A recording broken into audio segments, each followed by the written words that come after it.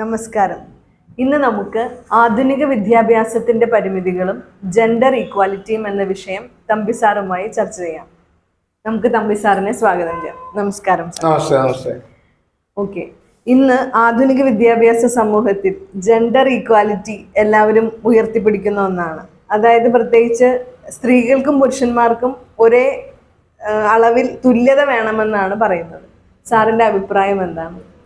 ആ ആറ്റിറ്റ്യൂഡ് തന്നെ റോങ് ഇൻഫർമേഷൻ്റെ പുറത്താണ്. നമ്മൾ ഭാരതീയരാണ്.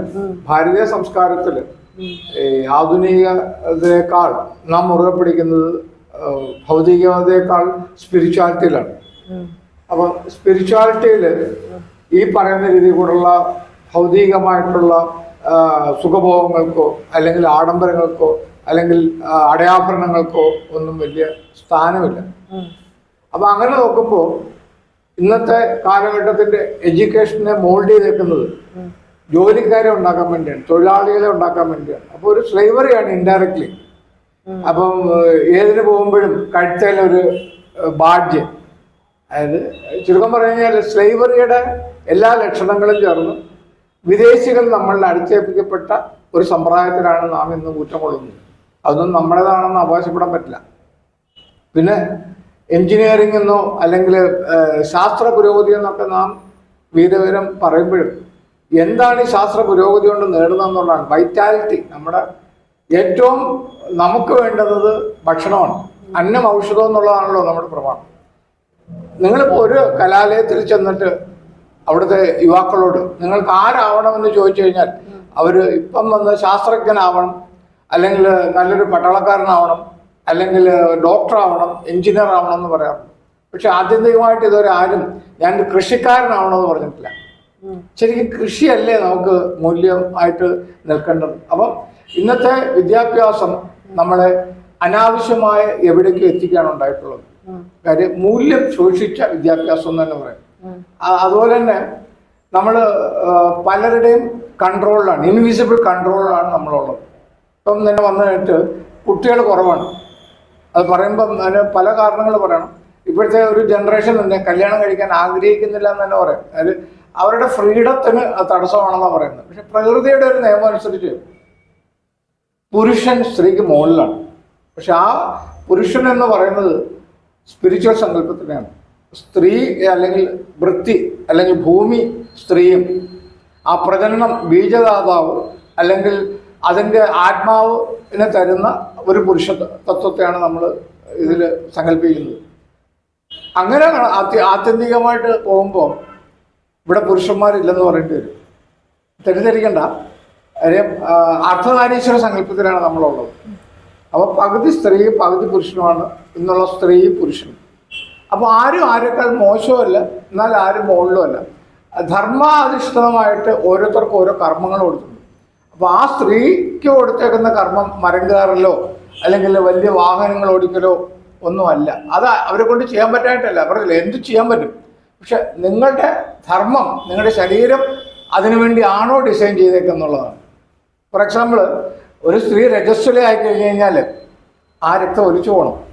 അല്ലാതെ അതൊരു കപ്പ് വെച്ചിട്ട് പിടിച്ചിട്ട് അടുത്ത ബാക്ടീരിയ അവിടെ ഫോർമേഷൻ ഉണ്ടാക്കിയിട്ട് ഇന്ന് ശരിക്കും രോഗങ്ങൾ കൂടുതലല്ലേ ചെയ്തിട്ടുള്ളത്. അപ്പം പഴമയെ തള്ളിപ്പറഞ്ഞുകൊണ്ട് കുട്ടികളെ മാസ് മര്യാദയിൽ നിർത്തി നശിപ്പിച്ചെടുക്കുകയാണെന്നുള്ളതാണ് സത്യം.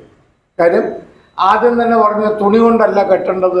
ഇത് അവർ യൂണിയനകത്തൊക്കെ കുട്ടികളെ എടുത്ത് രാഷ്ട്രീയവൽക്കരിച്ച് മതവും രാഷ്ട്രീയവും കാരോട് ഇവരെ അന്ധത ബാധിപ്പിച്ചിരിക്കുകയാണ്. ഇപ്പം ഞാൻ മതം പറയല്ല, നിങ്ങളിപ്പോൾ പറഞ്ഞു കഴിഞ്ഞാൽ ഇന്നിപ്പം ഏറ്റവും കൂടുതൽ സ്വാതന്ത്ര്യമില്ലാത്ത അല്ലെങ്കിൽ വസ്ത്രത്തിൽ പോലും സ്വാതന്ത്ര്യം ഇല്ലാത്തൊരു മതമില്ലേ? ഉണ്ടോ? വസ്ത്രത്തിന് പോലും യൂണിഫോം അല്ല, വസ്ത്രത്തിന് പോലും സ്വാതന്ത്ര്യമില്ലാത്ത ഒരു മതം ഉണ്ടല്ലോ. അവർ ആ പർട്ടിക്കുലർ ടൈപ്പ് ഓഫ് ഡ്രസ് മാത്രം. പക്ഷെ കാലദേശ കർമാനുസൃതമായിട്ടാണ് മനുഷ്യന്റെ ഭക്ഷണവും വസ്ത്രവും ജീവിതചര്യയും ഉള്ളത്. അറബ് രാജ്യത്തെന്ന് പറഞ്ഞാൽ അവിടെ 60 ഡിഗ്രി ചൂടുണ്ടായിരുന്നു. അപ്പൊ ആ ചൂട് അതിനെ പ്രതിരോധിക്കണമെങ്കിൽ അവർക്ക് കറുത്ത വസ്ത്രം അടിപിടി തരണം. കാര്യം കൊടുങ്കാറ്റ് പോലെ കാറ്റ് വന്നു കഴിഞ്ഞാൽ കണ്ണ് വരെ മൂടിപ്പോവും. സൗദിയിലൊക്കെ മിഡിൽ ഈസ്റ്റിൽ പോയിട്ടുണ്ട്. നമ്മളിപ്പോൾ വാഹനമൊക്കെ ഓടിച്ചുകൊണ്ട് പോകണമെങ്കിൽ ചില ചുഴലി വന്നു കഴിഞ്ഞാൽ നമ്മൾ വാഹനം നിർത്തി കഴിഞ്ഞാൽ ചിലപ്പോൾ 1 മണിക്കൂർ നമ്മുടെ വാഹനം കാണില്ല. അതിനെപ്പോലും മൂടാൻ ഭാഗത്തുള്ള മണലാരണ്യം വന്നതിനെ മൂടും. അപ്പോൾ ആ വിധ പ്രതിരോധ കാലാവസ്ഥ ജീവിക്കുന്നതിനാണ് ആ വസ്ത്രം, അല്ലാണ്ട് അതൊരു സമുദായത്തിൻ്റെതല്ല. അപ്പം ഇത് നമ്മൾ തുണികൾ കൊണ്ടുള്ള വേഷം കെട്ടലിലേക്ക് മാറിയപ്പോഴത്തേക്ക് നമുക്ക് അന്ധത വന്നു. അത് ഒരു മതത്തിനല്ല, എല്ലാവർക്കും ഇത് ബാധകമാണ്. അതുപോലെ തന്നെയാണ് വേറെ വിദേശിയായ വെള്ളക്കാർ, അവർ -ഡിഗ്രിയിൽ താമസിക്കുന്നവരാണ്. അപ്പോൾ ഈ രണ്ട് കൾച്ചർ നമ്മൾ ഉൾക്കൊണ്ടപ്പോൾ ഉണ്ടായ നമ്മുടെ ചുതിയാണ് ഇവിടെ സംഭവിക്കുന്നത്. അതായത് അമ്മാനന്ദ ഇറങ്ങുകയും ചെയ്ത് ഇല്ലത്തെത്തിയിട്ടില്ല എന്നുള്ള ഒരു ഗതിയിൽ ശരിക്കും യുവതലമുറ ഉഴലുകയാണ്. അതിന് അവർക്ക് കൂട്ടായിട്ട് ഇവർ പറയുന്ന ശാസ്ത്രമാണ്. ശാസ്ത്രമാണെങ്കിൽ, ശാസ്ത്രം അത്രയും പുരോഗമിച്ചിട്ടുണ്ടെങ്കിൽ, നിങ്ങൾ ചന്ദ്രനിലും ചൊവ്വയിലും പോയെങ്കിൽ ഈ ഭൂമിയിലുള്ള മനുഷ്യർ സന്തോഷവാന്മാരായിരിക്കണ്ടേ? ആണോ? അല്ല. അപ്പൊ ഇപ്പൊ തന്നെ കേരളത്തിലെ സ്ഥിതി എടുത്ത് നോക്കൂ. 3000 കോടി രൂപയുടെ കോർപ്പറേറ്റ് ഹോസ്പിറ്റലുകളാണ് ഇവിടെ വരാൻ പോകുന്നത്. അതൊരു പുരോഗതിയാണെന്ന് പറയാൻ പറ്റുമോ? ആണോ? അപ്പൊ പുരോഗതി എന്ന് പറഞ്ഞു കഴിഞ്ഞാൽ 0 ഹോസ്പിറ്റലൈസേഷനാണ്.